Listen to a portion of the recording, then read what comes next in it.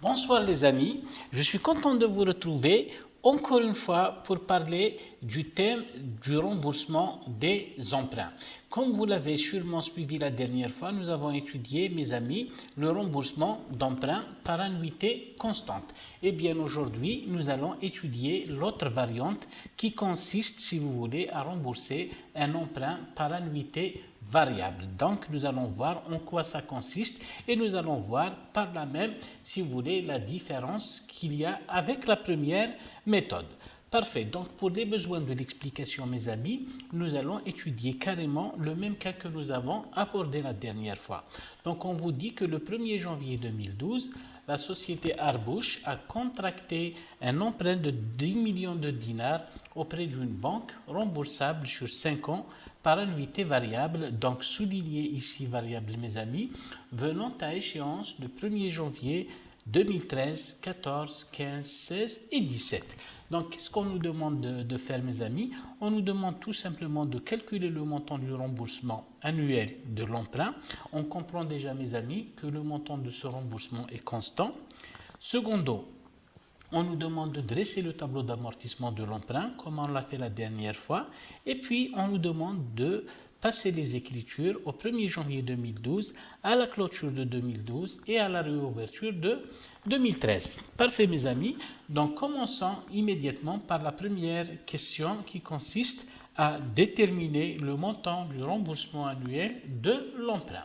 Parfait. Donc, nous savons tous ici, on vous signale que le taux d'emprunt, si vous voulez pratiquer par la banque, le taux d'intérêt est de 10%.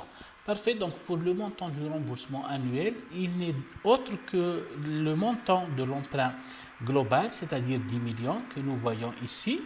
Et bien entendu, on va le diviser par 5 qui correspond au nombre d'années de remboursement, c'est-à-dire 5 ans.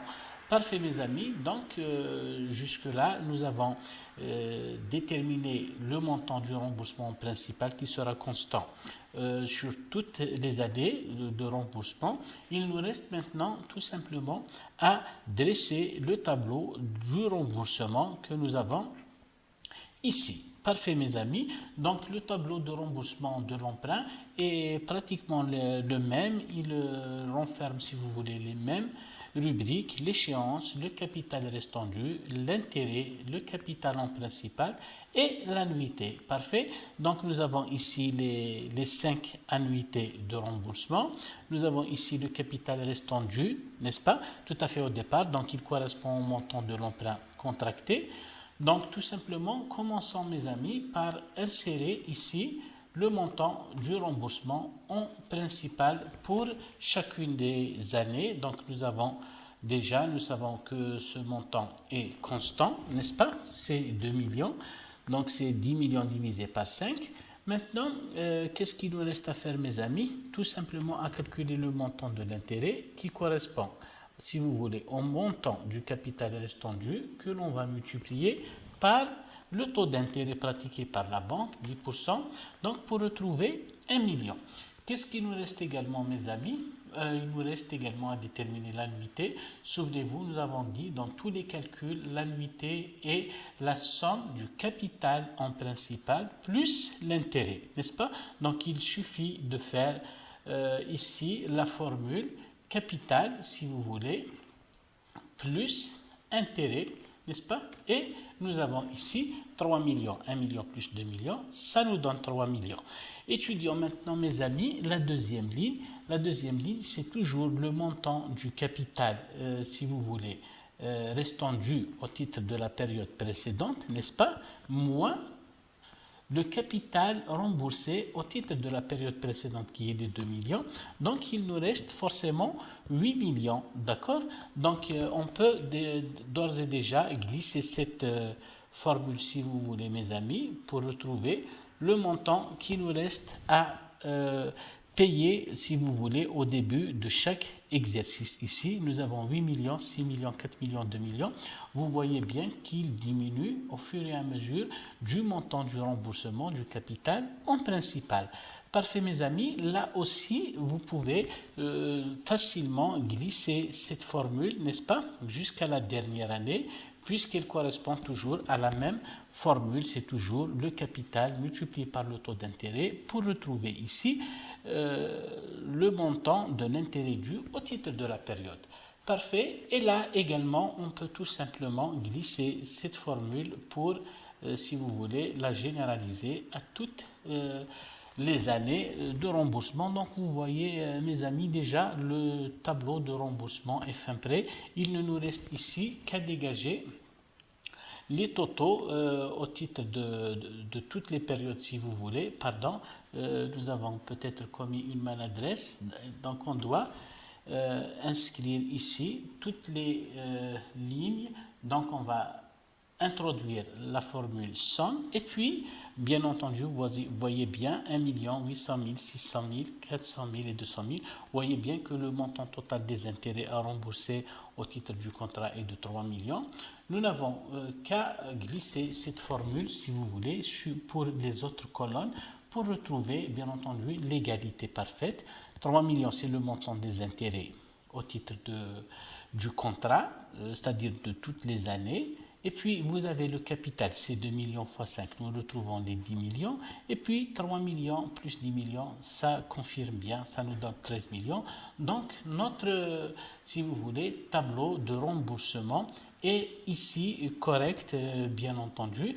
Donc, mes amis, qu'est-ce que nous pouvons dégager comme conclusion ici? Nous pouvons tout juste faire la comparaison, si vous voulez, avec le tableau de remboursement de l'emprunt par annuité constante, tel que nous l'avons dégagé la dernière fois. Donc, il suffit, mes amis, de comparer les intérêts dus au titre de cette méthode avec les intérêts dégagés par la méthode du remboursement de l'emprunt par annuité constante. Vous voyez bien, nous dégageons ici 3 189 874,05 alors que le montant de ces intérêts au titre de la deuxième méthode est de 3 millions. Donc vous voyez bien, mes amis, que le montant des intérêts ici est plus élevé de 189 874,05, n'est-ce pas? Donc qu'est-ce que vous concluez, mes amis? Si vous êtes amené à conseiller cette société pour opter pour l'une ou l'autre méthode de remboursement, il est clair que la deuxième méthode, c'est-à-dire la méthode du remboursement de l'emprunt par annuité variable, est plus bénéfique et plus profitable pour la société. Parfait. Donc, néanmoins, on peut, c'est-à-dire, dégager une autre conclusion, si vous voulez, au moment du démarrage de la société, si vous voulez, si elle est en phase de création. Vous voyez ici, au titre de la première année, la société aura à rembourser 3 millions, n'est-ce pas? 3 millions de dinars. Par contre, au titre de la période c'est plutôt au titre de l'autre méthode, c'est-à-dire celle qui consiste à rembourser l'emprunt par annuité constante, nous aurons seulement 2 637 000, donc relativement plus faible ici que par rapport à la deuxième méthode.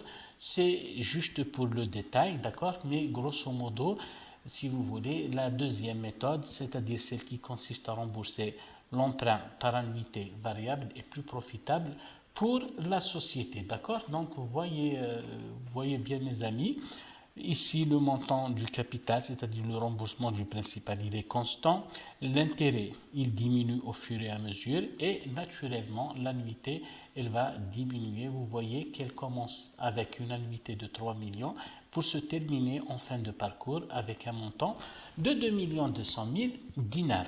Parfait, mes amis, il ne nous reste qu'à voir, si vous voulez, les écritures comptables inhérentes, si vous voulez, à l'ouverture de 2012, c'est-à-dire au moment de contracter cet emprunt, à la clôture de 2012 et enfin à la réouverture de 2013. Donc vous voyez, mes amis, c'est pratiquement la même chose qu'avec le schéma que nous avons étudié la semaine précédente. Donc quand, si vous voulez, la société recevra le montant de l'emprunt, il va être reçu en banque, donc on va débiter la banque 512 pour 10 millions de dinars et la contrepartie c'est bien entendu un emprunt bancaire pour 10 millions et puis à la date de clôture de 2012, mes amis, vous avez une année qui a couru. Forcément, il y a un intérêt qui se rapporte à l'exercice 2012 qu'on doit rattacher à l'exercice 2012 en inscrivant au débit du compte 661 pour constater la charge d'intérêt pour 1 million de dinars, c'est ce que nous avons vu dans le tableau tout à l'heure, et bien entendu créditer le 1685 qui est, si vous voulez, un sous-compte du compte 168, si vous voulez, autre emprunt pour 1 million de dinars.